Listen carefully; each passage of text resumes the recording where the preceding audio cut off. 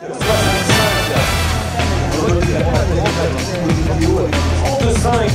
donc pour ceux que l'on suivra à l'issue, presque terminé, et on va finir la deuxième manche. Sera ouverte par François Grange, Valois. Au rivage de la te suivre, je crois que c'est le frère de Gabriel, Pascal, si je ne dis pas de bêtises. Et 1,46 de retard à l'intermédiaire pour Bertrand Rivage.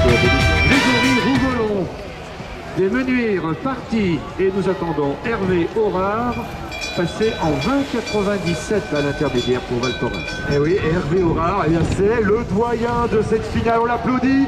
Hervé Horard de Val Thorens, 20,97 à l'intermédiaire, bravo. Hervé qui va en terminer avec le 70e temps. En 41,57, 41,50. Les doyens de cette course, mais toujours là, oui, 6 dixièmes seulement de retard à l'intermédiaire pour Yannick Turel. Allez, l'entrée du mur maintenant. Eh, ça ressort vite des portes, regardez, beaucoup d'activités. Pas mal skié de la part de Yannick Turel, qui est resté très précis au contact des portes dans le mur. Et à l'arrivée, Yannick Turel qui signe une très bonne manche. C'est le 16e temps pour Yannick. Attention, attention, Gabriel Rivas à l'intermédiaire. 49 centièmes de retard pour Gabriel Rivas du Corbier, qui confirme. C'est le 40e slalomeur mondial. Oh, il prend des risques, il est à la limite de l'intérieur. Regardez, il y a du spectacle avec Gabi Rivas du Corbier.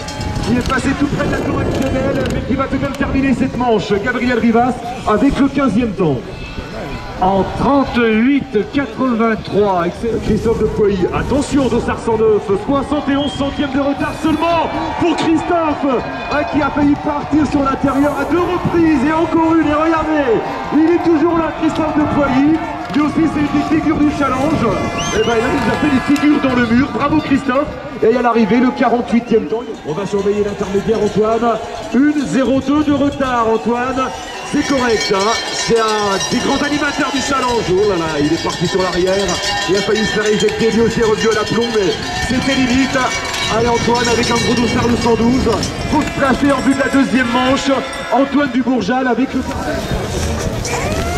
Et juste avant le départ, il y a le paire de ski qui a été gardé, qui a été changé. Cette paire de ski. Maxime qui a repris le flambeau dans la famille Tissot. Maxime, il est en piste, on peut l'applaudir. Les équipes de France présentes comme chaque hiver pour la finale du Challenge des moniteurs. Maxime Tissot qui en termine avec l'ouverture de cette deuxième manche. Un grand merci à toi, Maxime, et je te souhaite de bien te reposer, bien évidemment, pour attaquer en pleine forme. Le géant d'Adèle Bogol, il est là, Cyprien Richard. Il a terminé deuxième également du géant d'Alta-Balia au mois de décembre. Une saison pleine, une saison magnifique pour Priou de Bordina-Moria. On l'applaudit, s'il vous plaît. C'est l'un des plus grands géantistes au monde qui est là sous vos yeux. Merci, merci Priou. Et à toi aussi, on te souhaite un printemps ravi, slalomeur du monde. Et on attend un niveau plus élevé encore. La saison prochaine, Steve Missilier. On applaudit l'ovation pour le skieur du Grand Bornand. Steve Missilier à l'arrivée, tout en fluidité comme d'habitude. C'est un régal de le voir skier, Steve. Et une flash à Missilier. Antoine Dubourjal, il a déjà fini. Qui tombe ça au salon du moniteur. Antoine Dubourjal de Gourdi. À l'arrivée, est-ce que ce sera le meilleur temps? Dubourjal qui en termine avec le meilleur temps. Il a passé avec un retard de 48 centièmes. Il a repris du temps. Il a repris 5 centièmes à Antoine Dubourjal. Ça va se jouer maintenant dans le mur pour Christophe de Pouilly, un habitué de la finale du Challenge des moniteurs lui aussi, un habitué des classes d'honneur, Christophe de Pouilly. Il n'avait plus que 48 centièmes de retard et à l'arrivée, 30 d'avance à l'intermédiaire. Il a repris 4 dixièmes à Antoine Dubourjal. Pour l'instant, c'est tout bon. Et dans le mur, c'est toujours parfait. Les appuis hyper glissés, ça ressort vite des portes. Attention, Gabriel Rivas qui va exploser le chrono. Antoine Dubourjal, à l'arrivée, 2,22 d'avance. 1,14,98. Temps à la manche. 36,15. Dans quelques instants, il est là avec un petit blocage en haut du mur. Il n'a que 29 centièmes de retard, Yannick. C'est une grosse manche encore pour Yannick Turel. Au pire, ce sera la deuxième place, peut-être la première. Yannick Turel qui en termine. Yannick Turel à l'arrivée, la première ou la deuxième. C'est la deuxième place à 1,02. Oui, il termine en 1,16,00. Donc, Hervé Horard, en piste, le vétéran de cette finale du Challenge du Moniteur. Hervé de Val Thorens qui passe avec un retard de 4 secondes 42 à l'intermédiaire. Hervé Horard, alors ils sont deux vétérans. On le salue, Hervé Horard qui en termine avec le 17e temps. En 1:21:68.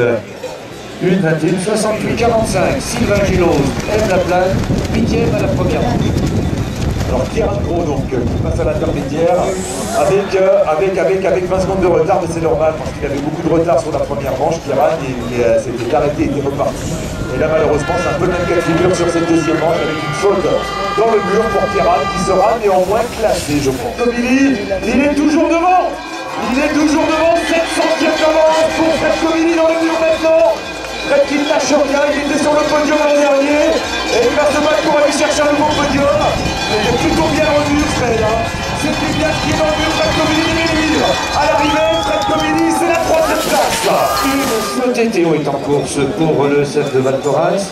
Et Sébastien Sorel au départ, 4e pour Courchevel 1850. Allez, Timothée Théo qui avait de l'avance lui aussi sur Gabriel Rivas. 700e d'avance pour le grand frère d'Adrien Théo. 1 seconde 60 de retard à l'intermédiaire. À l'arrivée, Timothée, le 26e temps. Oui, en 800e d'avance. Il a perdu. Mais il est toujours devant. Sébastien Sorel, 800e d'avance dans le mur. Attention, tout près de la fente intérieure. Ça ne va pas suffire pour la première place, mais le podium est encore jouable. Le podium est encore jouable pour Sébastien Sorel. À l'arrivée, Sébastien, le 3e temps. Oui, 1:16:43, 3e place pour Sébastien Sorel de Courchevel 1850. 1 pour l'instant. Gabriel Rivas de Cormier. À l'intermédiaire, 16 centièmes de retard pour Jo. 16 centièmes de retard pour Jo. Allez, maintenant, il faut qu'il passe par sa fluidité technique là dans le mur, dans la pente, Jo. C'est pas mal skié, Jo dans le mur. Il était en retard.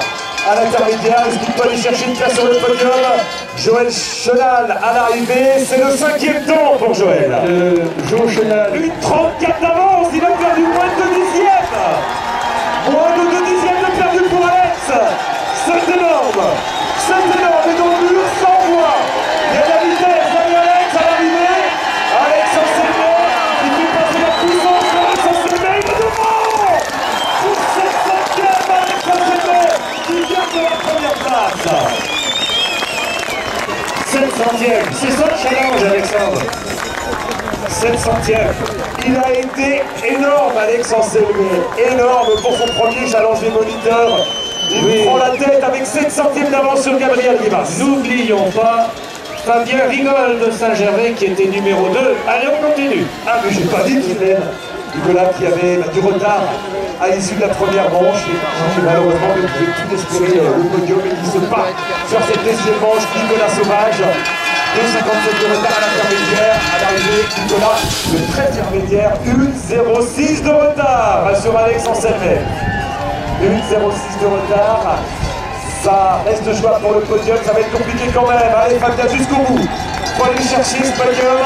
Fabien rigole. Il fait une belle manche, Fabien. À l'arrivée, c'est la 3e place. Fabien Rigol, Saint-Gervais, 1:15:72, 3 secondes. Sébastien Amier pour la première fois au départ de la finale du challenge de moniteur. On peut l'applaudir. Allez, Bastoun.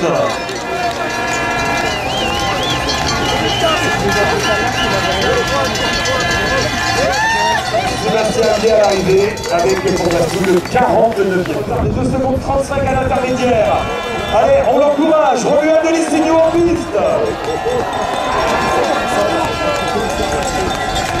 Romuald Delissigno à l'arrivée de l'Alpe d'Huez. Avec à l'arrivée le 17e temps pour ils organisent le challenge, mais dans quelques instants, ils vont monopoliser le podium. Donc, puisque le 1 et 2 sont des gens de la Maurienne. Donc, je voudrais les applaudir et les féliciter très fort. Le podium ici à Valloire.